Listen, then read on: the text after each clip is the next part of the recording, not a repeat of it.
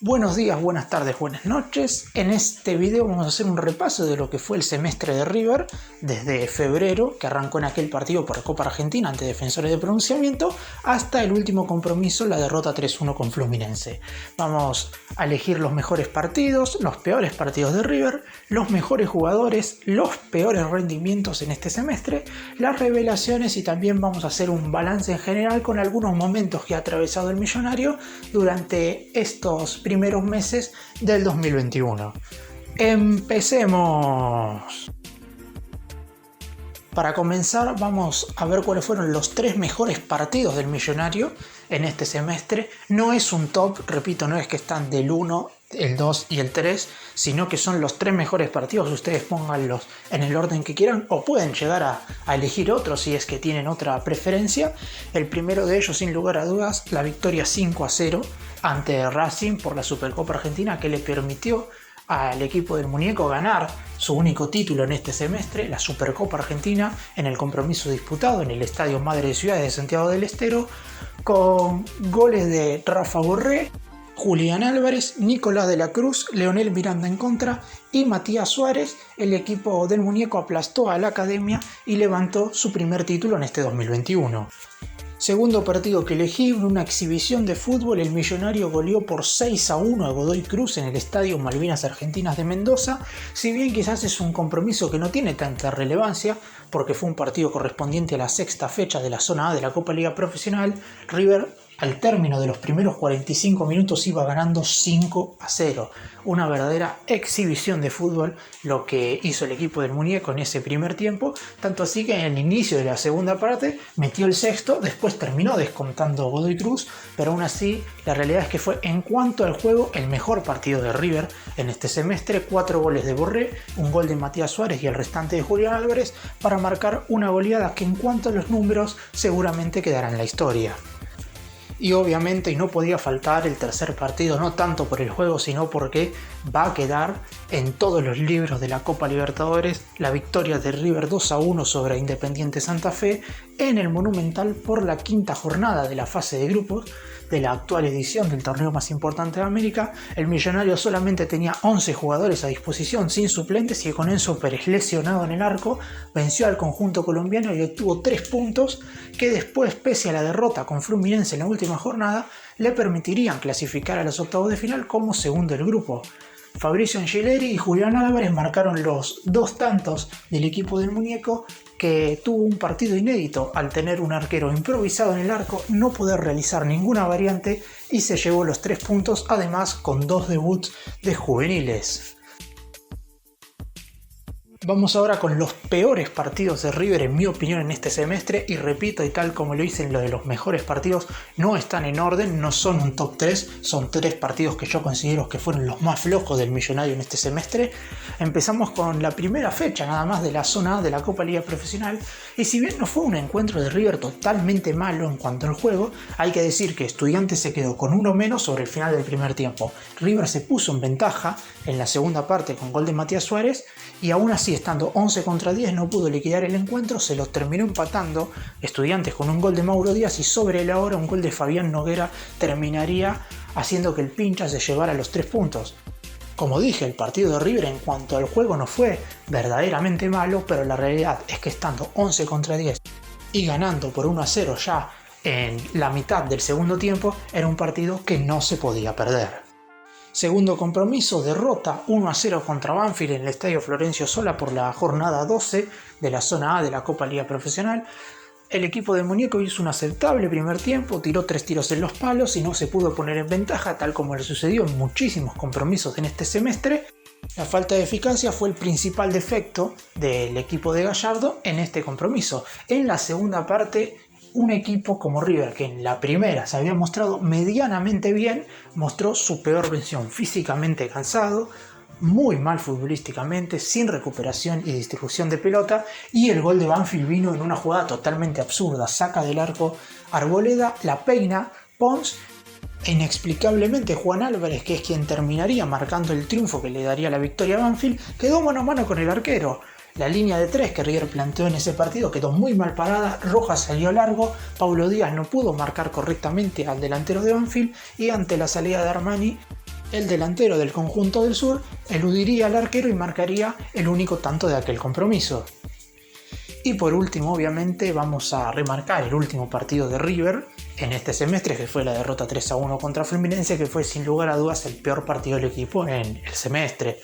River jugó muy mal, fue totalmente superado por Fluminense, un equipo que con 4 de los 11 jugadores que habían superado COVID estaban totalmente cansados y los otros 7 no tuvieron su mejor rendimiento. Carrascal estuvo muy bajo, la dupla central formada por Maidana Martínez, que había tenido buenos rendimientos en los compromisos anteriores, no estuvo sólida, y es por eso que con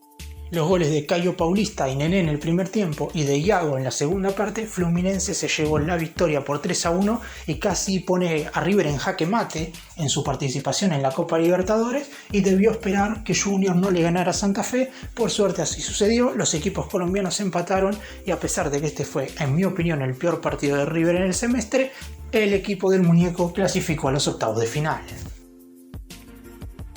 Vamos ahora con los mejores jugadores, en mi opinión, de River en este semestre. Voy a elegir a 3. El primero de ellos, Fabricio Anzilleri, futbolista que ya había mejorado en el semestre anterior, luego del parate por el fútbol, pero en mi opinión, en este primer semestre del 2021,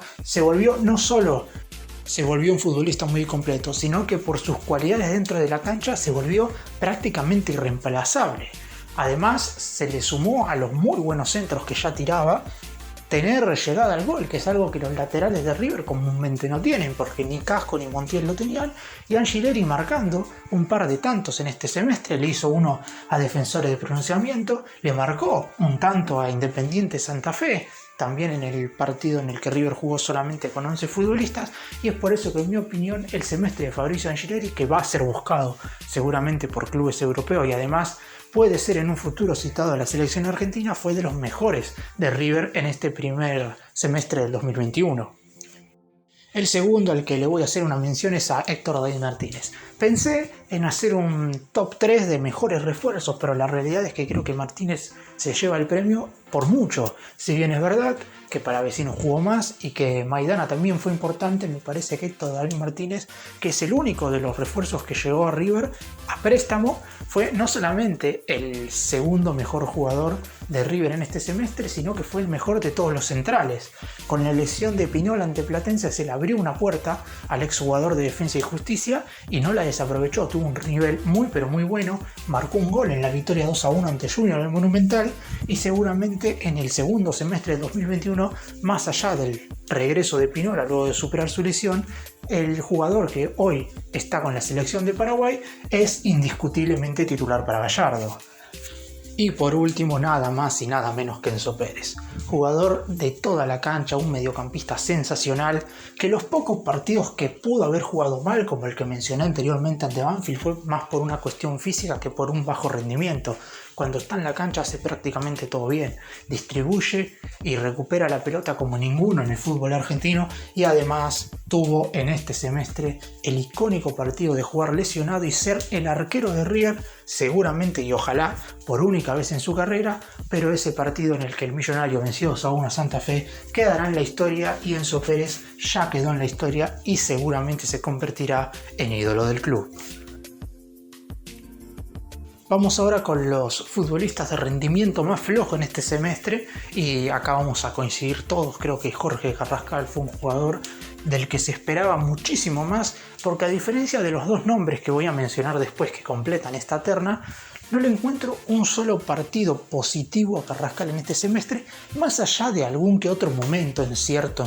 cotejo que pudo haber jugado bien. Me parece que contra Independiente Santa Fe en el partido que River jugó en Paraguay no lo hizo mal, pero la realidad es que Carrascal fue uno de los futbolistas a los cuales Gallardo les pidió a los dirigentes que no vendieran el último mercado de pases, porque creen el muñeco que puede explotar su mejor potencial, y en el semestre pasado en los partidos contra Paranaense y Nacional lo había logrado, pero la realidad es que desde que el fútbol volvió en febrero, el rendimiento del colombiano ha ido cayendo. Empezó siendo titular, luego volvió a ser suplente y sobre el final tuvo que terminar de titular por una cuestión de que no había compañeros para intercambiar el lugar por él, porque en el partido con Santa Fe fue el futbolista más flojo de los 11 jugadores, y en el último con Fluminense sin lugar a dudas dejó muchísimo que desear.